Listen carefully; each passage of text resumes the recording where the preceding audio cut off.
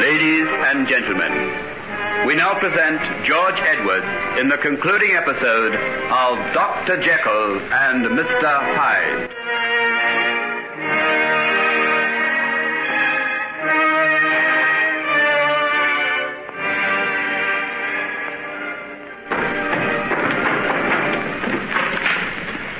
We'll soon know now.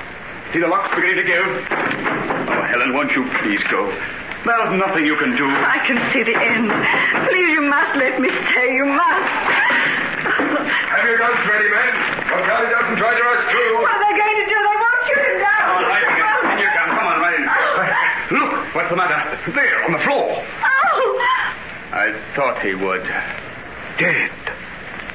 But look, sir. That's not Edward Hyde. What do you mean? Don't you see, sir? That's a big man. Hyde was little more than a dwarf. That body lying there is Dr. Jekyll. By heaven. I believe you're right. Inspector, did you hear that?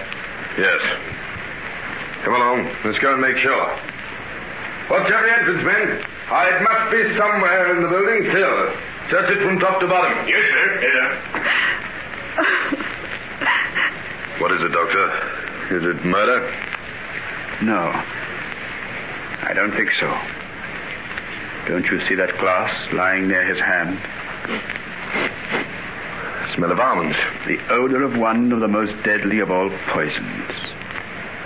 He knew what he was doing. We searched the old place, sir. There's not the slightest trace of Hyde. But that's impossible. We heard him in this room. He must have got out by some secret door. You certain he hasn't slipped through the cordon? Well, there hasn't been the slightest sign of him, sir. There's a man stationed every few feet. If you will excuse me, Doctor, I'll have to go and see about this. Yes. Yes. Go along. We'll stay here until you come back.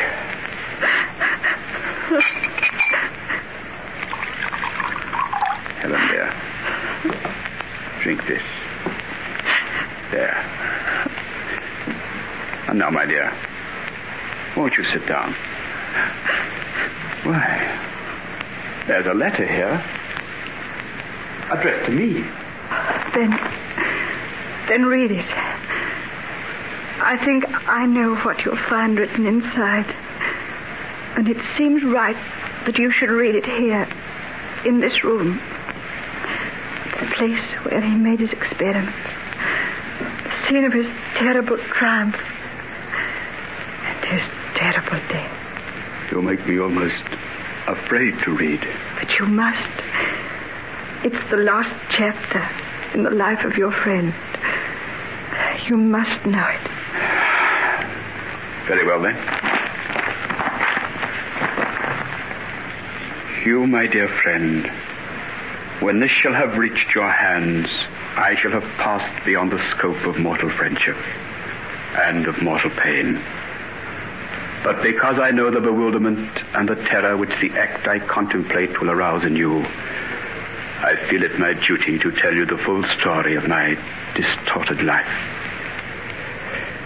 As you know, I was born to a large fortune, endowed with enough graces and distinctions to render life unusually fortunate, and with every guarantee of an honorable and distinguished future. Young Markham, I think, marked the start of that dreadful path which has led me to this tragic end. If it hadn't been for you, I'd never have gone there. Never have spoken to those girls, never drunk their beastly wine. But you wouldn't tell the head, Markham. I would, I tell... Jekyll. Good heavens, Jekyll. Why are you looking at me like that? What's come over you? Don't stare at me that way. Your eyes. What's the matter with your eyes? Keep away. What are you going to do? Don't bury your teeth like that. You're terrible. Jekyll, don't. Don't. Keep away from that window. Keep away, you fool. Even you, my dearest friend, never knew the truth about Hetty Wilson. Oh, then I didn't die. That's the truth. I thought about it often enough. I went down to the river once, but there was always the hope that there'd be a letter next day, or I'd see you in the street. You wondered how it came that I was with our old master, Professor Harriet, when he died, and what bond there was between us. Final, ultimate test. Oh, but this is blasphemy. You're going to rip apart the veils that hide the human soul. Galileo was threatened with a rack and the wheel of inquisition for the blasphemy of saying that the earth revolved round the sun. And I am prepared to accept the torture that will follow the taking of this preparation for the sake of my beliefs. Are you prepared to stay and witness what follows? Yes. Yes, I'll stay. Good. I now drink to the cause of science. And Margaret, what can I say about Margaret? My only excuse is that I truly loved her. Oh, Henry, if I only understood you better. But there's something so strange and wild about you. At times you seem so old, as though you'd lived for 1,000 years. Don't try to understand me. Just love me, Margaret. Love me forever, no matter what happens, no matter what I do. Otherwise, I'm lost. I know I am. I do love you. Oh, if you only knew how much. On Margaret inevitably follows the death of her father. Even as I write, I am sickened with the memory of this most frightful crime in the long register of horrors that lie against the name of Hyde. Hyde, stop this. I've done nothing to you. Haven't you?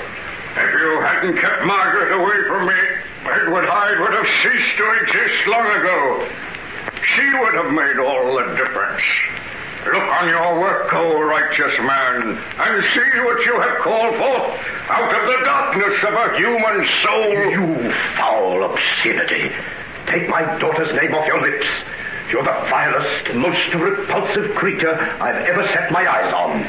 The world will be a better place to be rid of you, and God willing, I shall do it. Yeah, kill me, would you? And take that.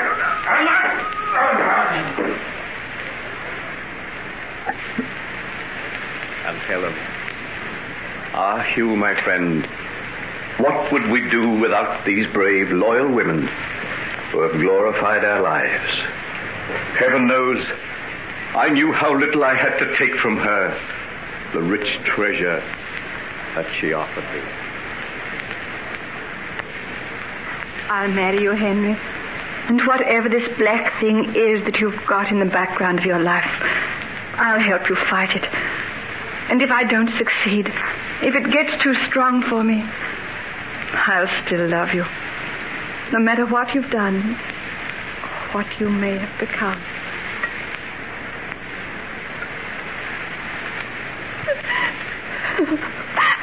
Please stop. I can't stand anymore. There are only a few more lines. I think you ought to hear them, Helen, dear. Go on, then. You will see by the terms of my will, which I enclose, that provision has been made for you to maintain the clinic and to increase its staff enough to enable you and Helen to cope with the many sick and needy ones who constantly besiege its doors. Here, then, as I lay down the pen, seal up my confession, I must bring to an end the life of that unhappy man who was your friend and confidant, Henry Jekyll. This letter is written in his hand. His body lies before me. Yet I can't believe. I know. I saw the terrible transformation take place before my very eyes. And even I can't believe. If I make this confession of his public, no one will believe it. They'll say it's the ravings of a madman. Oh, we can't do that. Let his secret die with him. There's the fire. All you've got to do is put it in. Have we the right? Henry Jekyll made a great discovery. Perhaps one of the greatest of all time. Someday the dark experiments he made may reach perfection in the hands of other men. It may be that the forces that destroyed him because of his imperfect knowledge may be the means of conferring immeasurable benefits on some suffering wretches who would otherwise be doomed to insanity and death. In the realm of science, nothing is impossible. Those were his very words. Yes. Who are we in our ignorance to condemn him? Who are we to dare destroy the records of his life? What shall we do then? I shall keep this letter. And I'll search this laboratory for every scrap of data, every record he ever made. Professor Marriott passed on the secret of his work to Henry. I must find someone who is worthy to receive the trust from him. Yes. Yes, I think you're right. And now, we'll cover this beloved face for the last time. Turn down the lamp that shed its light so steadfastly on the dark agony of his experiments. And close the door of this little secret room that saw the best and the worst of Henry Jekyll and of Edward Hyde. May God have mercy on his soul. Amen.